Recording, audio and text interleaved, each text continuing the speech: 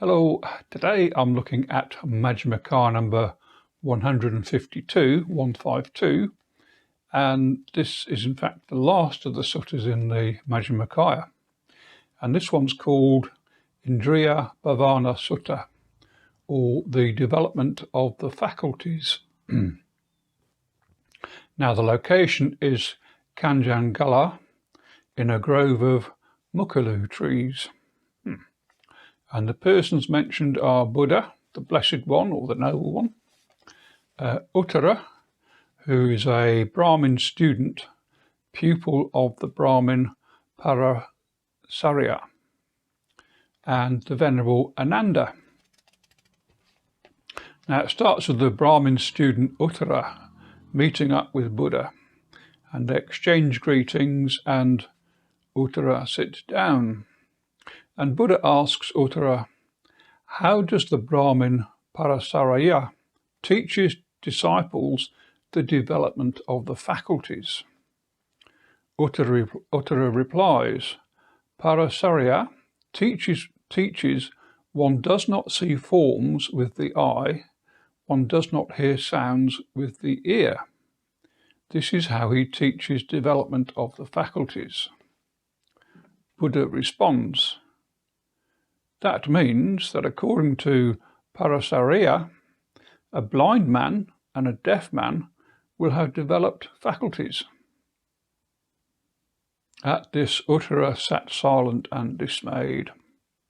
Realizing this, Buddha says to the Venerable Ananda that Brahmin Parasarya, his teachings is one way, but in the Noble One's Dhamma, instructions are otherwise.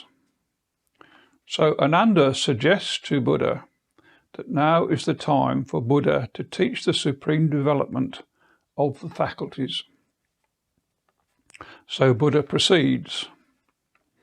When a monk sees a form with the eye, there arises in him what is agreeable, what is disagreeable, or both agreeable and disagreeable. And the monk understands what has arisen in him, an agreeable reaction, a disagreeable reaction, or both. Now, these reactions are constructs, gross and dependently arisen. But this is peaceful, this is sublime, it is equanimity. So the initial reaction, agreeable, disagreeable, neither agreeable nor disagreeable, subsides, ceases, and equanimity is established.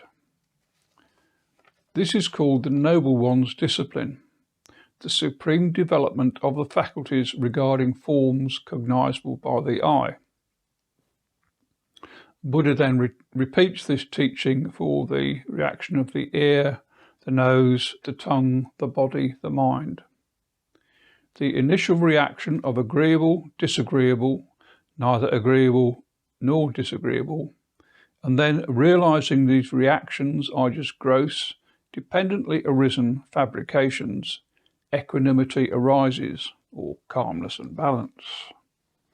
So, Buddha states, when a monk sees a form with the eye, hears a sound with the ear, smells an odour with the nose, tastes a flavour with the tongue, touches an object with the body, thinks of a mind object with the mind, there arises in him what is agreeable, what is disagreeable, and what is neither agreeable nor disagreeable.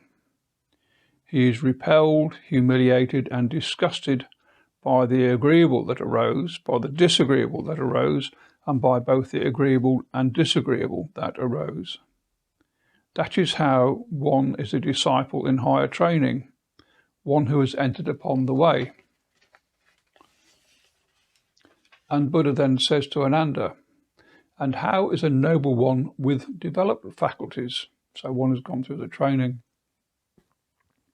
when the developed faculties, when he sees, hears, smells, tastes, touches, or thinks, there arises an agreeable reaction, a disagreeable reaction, an agreeable and disagreeable reaction, as before.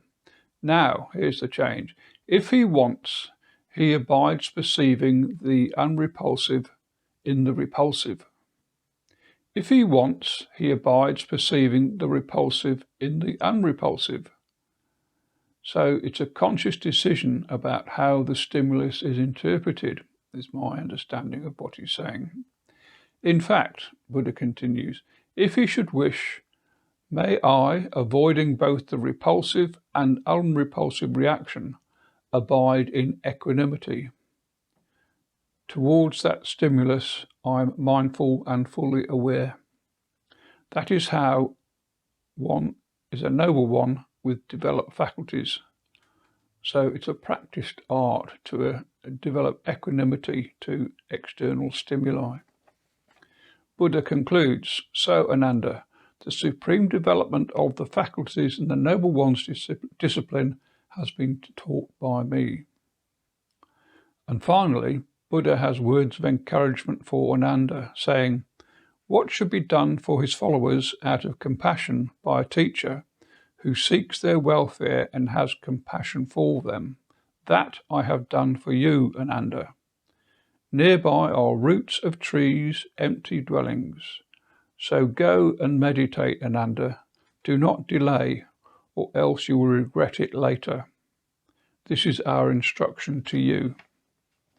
So it's my understanding that I've read elsewhere that Ananda neglected his own practice until Buddha's passing, as Ananda spent his time memorizing Buddha's teachings as they occurred, which is why we've got all these Nikayas available.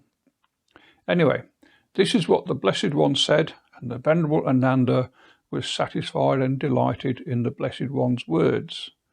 And that's at the end of Majjhima number 152. Thanks for watching.